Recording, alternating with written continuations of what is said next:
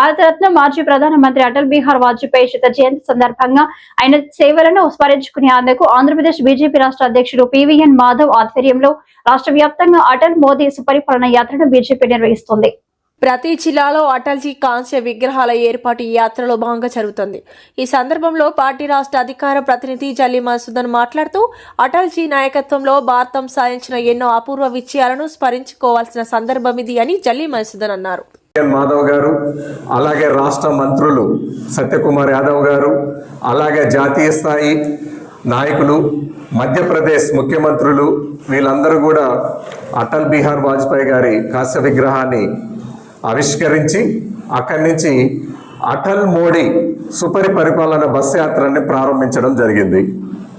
ఇది అన్ని జిల్లాల్లో కూడా వాజ్పేయి గారి విగ్రహాలు ప్రతిష్ఠ చేయడం, రాష్ట్ర వ్యాప్తంగా కూడా ఎన్డీఏ కూటమి నాయకుల ఆధ్వర్యంలో అటల్ మోడీ సుపరిపాలన యాత్రని కొనసాగించాల్సిన అవసరం ఏంటని చాలామంది పెద్దలు అడుగుతున్నారు.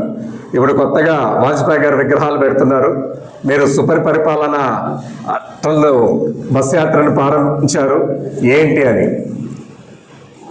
ప్రాథమికంగా దాని ముఖ్య ఉద్దేశము, లక్ష్యము భారతరత్న మాజీ ప్రధాని అటల్ బిహారీ వాజ్పేయి గారి శత జయంతి సందర్భంగా ఆయన ఈ దేశానికి చేసినటువంటి సంస్కరణలు, దశాబ్దాల కాలము క్రితమే ఆయన తీసుకున్నటువంటి నిర్ణయాలు, ఆయన ఉన్నటువంటి అంటే ఆయనకు సంబంధించిన ప్రతి అంశంలో కూడా భారతదేశ వ్యాప్తంగా ఎక్కడైనా ఒక అభివృద్ధి జరగాలన్నా రహదారులు, ఆరోగ్య క్షేత్రాలు, ఎడ్యుకేషన్లు, ఇన్స్టిట్యూషన్స్ విషయాల్లో కానీ ప్రాథమికమైన లక్ష్యంతో గ్రామీణంలో ఉన్న రోడ్లన్నిటిని కూడా హైవేకి కనెక్టివిటీగా ప్రధానమంత్రి గ్రామీణ సడక్ యోజన ప్రవేశపెట్టారు.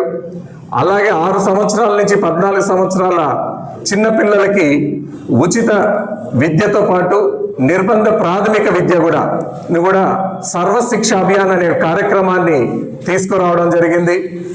అదే కాకుండా దేశ రక్షణ విషయంలో కూడా ఆయన అమెరికా వద్దన్నా కూడా ప్రోక్రాన్ అనే అనుభవముని పరీక్షించడం కూడా జరిగింది. భారతదేశం యొక్క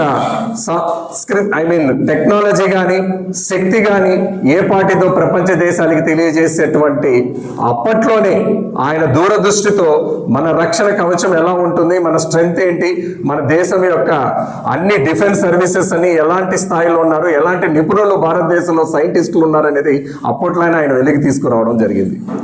ఇదే కాకుండా పాకిస్తాన్ కూడా చర్చల రూపంతో అటల్ బిహారీ వాజ్పేయి గారిని చాలాసార్లు కూడా చాలా మంచిగా ప్రేమగా మాట్లాడి ఎన్నో చర్చలు జరిపి ఇంకా ఆ పాకిస్తాన్ మనకు తెలిసిందే దాని బుద్ధి పోగొట్టుకోదు కాబట్టి కార్గిల్ యుద్ధ కారణం కూడా కొట్టడానికి దూవి ఆ యుద్ధంలో భారతదేశం యొక్క శక్తి ఏంటో కూడా అప్పట్లో ప్రధానమంత్రి అటల్ బిహారీ వాజ్పేయి గారు కూడా మనకి ఆ ఇతర దేశాలన్నిటికీ కూడా మన శక్తిని ప్రదర్శించడం జరిగింది.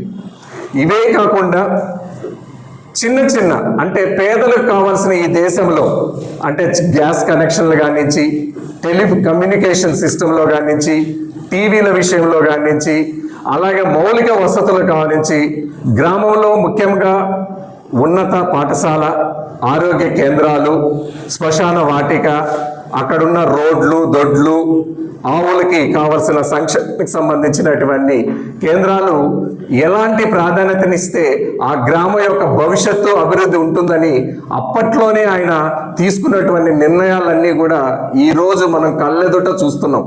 ప్రతి గ్రామం కూడా ఎలా అభివృద్ధి చెందింది, గత 20 సంవత్సరాల క్రితం ఏ విధంగా ఉన్నాయి, ఈరోజు ఏ విధంగా వచ్చిందనేది మన అందరికీ తెలిసిన విషయమే. ఆ రోజు అటల్ బిహారీ వాజ్పేయి గారు తీసుకున్న